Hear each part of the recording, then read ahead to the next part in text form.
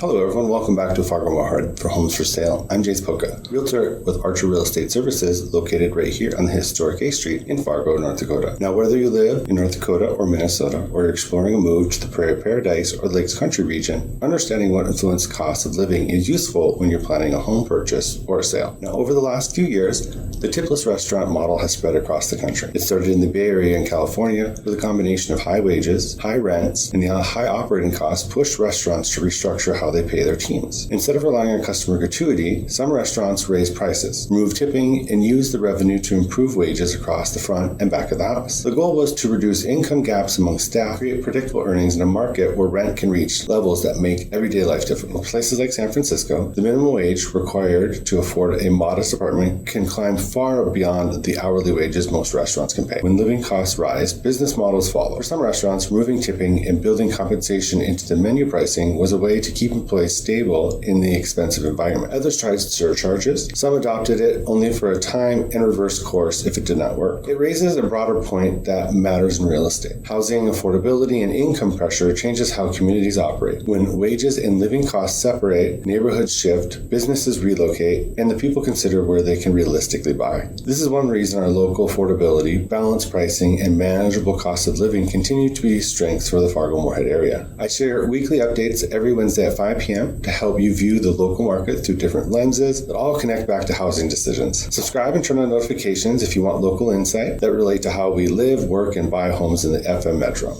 I provide general real estate information and practical tips, but always consult a licensed professional in any specific field you need for legal, financial, or otherwise specialized guidance. Again, I'm James Poca with Archer Real Estate Services. Stay curious, stay inspired, and thanks for joining me in this journey. I'll see you next time.